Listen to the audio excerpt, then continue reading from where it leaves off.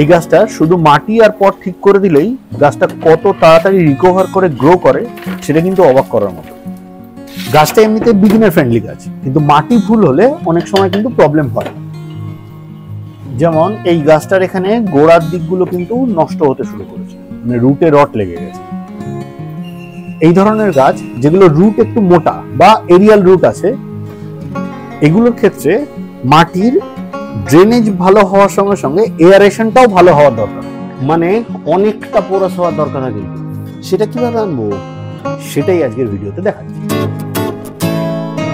এর মিডিয়াটা তৈরি করার জন্য 5টা জিনিস ইউজ করব। প্রথমে নিয়ে নেব কোকোপিট 30% মতো। এটা মেনলি মাটির ময়েশ্চার রিটেনশন ক্যাপাসিটিটাকে ঠিকঠাক রাখবে।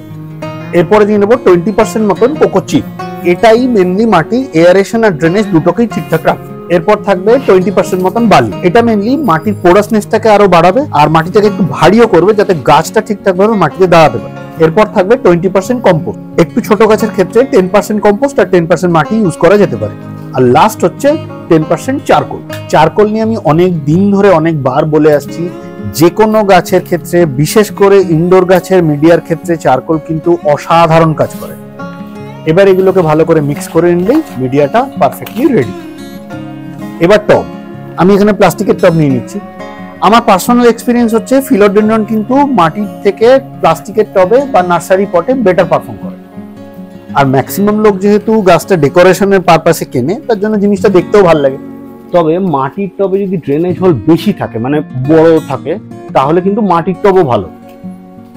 এই গাছটার ক্ষেত্রে ড্রেনেজে এত ফোকাস করার কারণটা হচ্ছে এই গাছটায় জল কমের থেকে জল বেশি হওয়ার জন্য কিন্তু ম্যাক্সিমাম প্রবলেম আসে।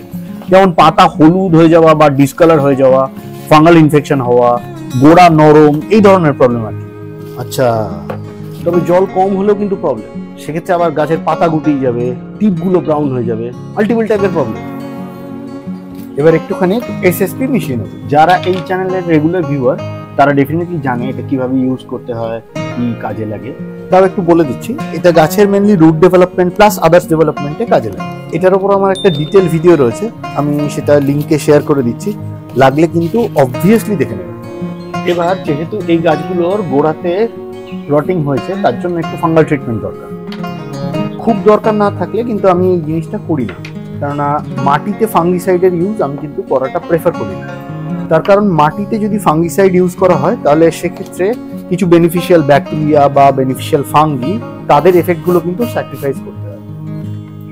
তার থেকে অনেক বেটার 1261 বা হিউমিক অ্যাসিড দিয়ে রুট ট্রিটমেন্ট করা।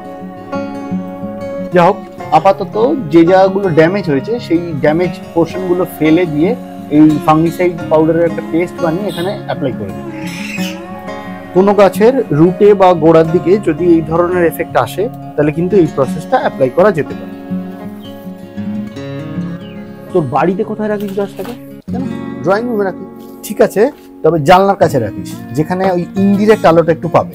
তবে যে ঘরে এসি চলে সেই ঘরে কিন্তু একদম গাছটাকে রাখবি, তাহলে কিন্তু গাছ ড্রাই হয়ে ঝিমিয়ে যায়।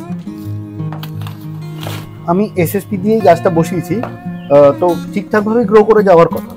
কিন্তু যদি 15 দিনের মধ্যেও সেরকম ভাবে চেঞ্জ না দেখিস, তাহলে কিন্তু কোনো একটা জায়গায় রাখিস যেখানে একটু ব্রাইট আলো আসে। তাছাড়া তোকেও তো জিজ্ঞেস করতে পারবো।